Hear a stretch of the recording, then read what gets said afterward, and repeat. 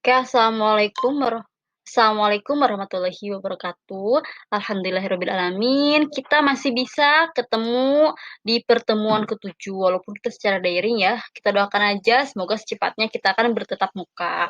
Oke, untuk, kali ini kita akan, membahas tentang materi lanjutan dari sistem ekresi pada kulit. Kemarin kan untuk pertemuan yang ke-6 kita bahas ekresi pada ginjal, sekarang pada kulit. Ini untuk pertemuan ke-7 mapel IPA untuk kelas 8A sampai dengan kelas 8G.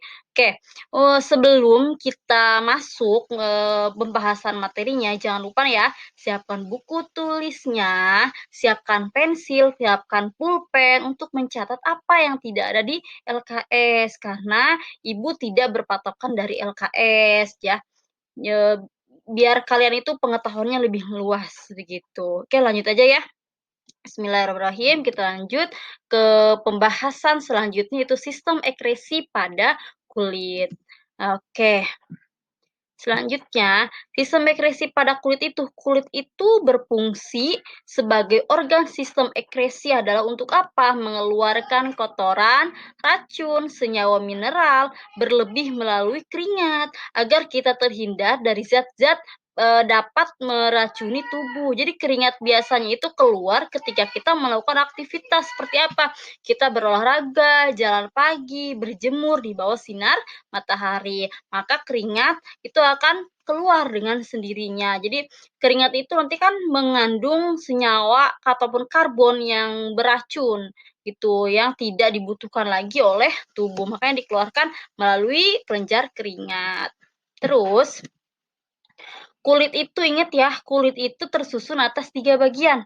Yang pertama ada epidermis, dermis, dan hipodermis. Ingat ini, kulit, itu tersusun atas 3 bagian, epidermis, dermis, dan hipodermis.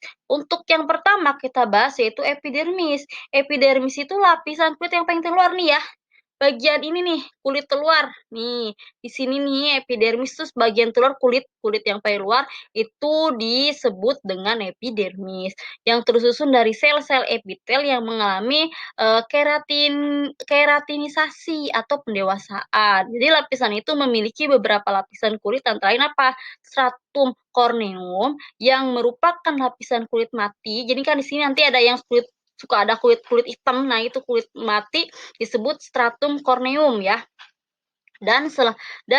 Selalu mengelupas, kulit mati itu kan selalu mengelupas, serta lapisan stratum, granulosum yang mengandung pigmen melanin. Di bawah stratum granulosum itu terdapat lapisan stratum graminatifum ya, yang strukturnya itu membentuk sel-sel baru ke arah luar, menggantikan sel kulit yang terkelupas. Jadi kan untuk menggantikan lapisan kulit stratum corneum itu ada stratum germinativum gitu. Jadi ketika lapisan stratum corneumnya itu mengelupas, maka lapisan stratum germinativum itu akan, muncul keluar ke bagian luar gitu. Oh iya, lapisan epidermis ini tidak memiliki pembuluh darah, jadi maupun serabut saraf. Jadi ketika kalian terkelupas bagian kulit ini, maka kan cuman ada bagian putihnya aja ya, putih tapi tidak berdarah, itu kalau mengelupas ya. Nah itu kenapa di bagian epidermis ini tidak ada pembuluh darah maupun bagian saraf. Oke, paham ya? Yang kedua itu ada yang namanya dermis.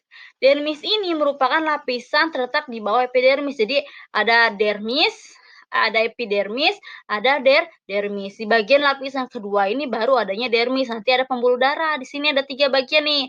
Ada pembuluh darah, kelenjar keringat, ada kelenjar minyak. Kalau pembuluh darah yang menyuluh itu nutrisi oksigen bagian kulit. Kalau kelenjar keringat nih yang akan dikeluarkan ketika kita beraktivitas atau disebut juga glandula sebaceae, berperan dalam sistem ekresi yang mengeluarkan zat sisa berupa keringat. Nah, kelenjar minyak itu berfungsi untuk apa? Menghasilkan minyak agar rambut tetap lembab dan tidak kering. Contohnya apa? Di bagian kulit, apa namanya, kepala tuh ya suka berminyak. Nah, itu untuk apa? Untuk melembabkan, oke.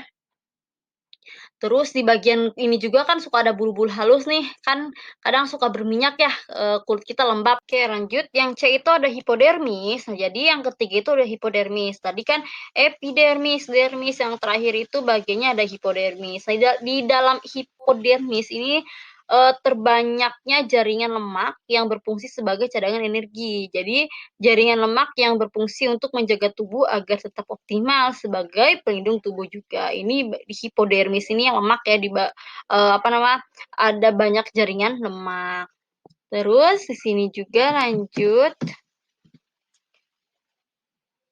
Nah ini, oke, sebelum lanjut kita ke, apa namanya, pembahasan, di sini ada tokennya ya, nih struktur kulit ya. Tokennya itu ada kulit, pakai K kecil semuanya di sini ada ya nih, kulit. Nah oke, ini token untuk mengisi pertanyaan, tapi pertanyaan tersebut jawabannya ada di video ini. Oke lanjut, strukturnya lapisan nih. Tadi epidermis kan kulit tersusun atas 3 bagian.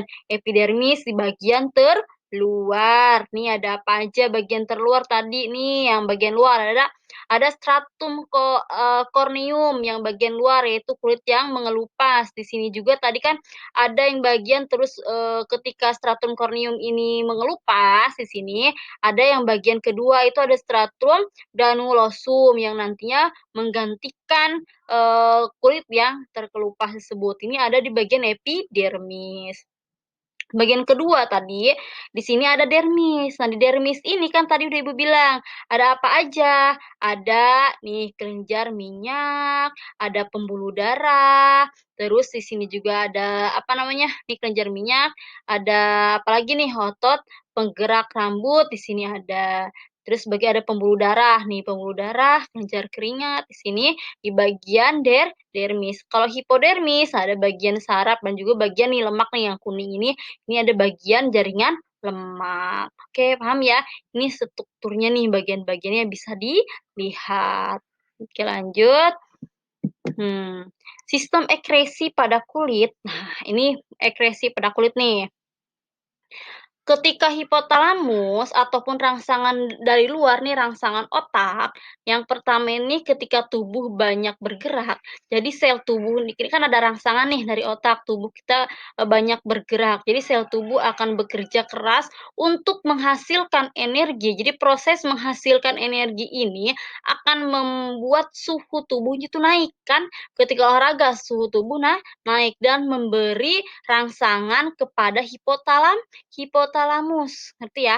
Terus di sini ada saraf simpatik. Nah, di sini nanti ketika ada rangsangan terus, ada pembakaran lemak, di sini kelenjar minyak di sini nih akan mengeluarkan keringat. Jadi saraf simpatik ini kan memberikan sinyal nih, memberikan sinyal untuk mengeluarkan minyak, dari bagian dermis untuk dikeluarkan ke bagian epidermis bagian ini. Jadi nanti, keringat ini akan keluar. Oke, paham ya?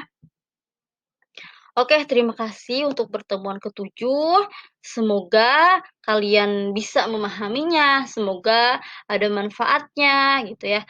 Jangan lupa tetap belajar, jangan puas apa yang akan kalian dapat. Oke, untuk pertemuan ketujuh, terima kasih. Assalamualaikum warahmatullahi wabarakatuh. Jangan lupa isi jawaban dengan benar. Semua pertanyaan itu ada di video. Jangan lupa tonton videonya. Oke, assalamualaikum.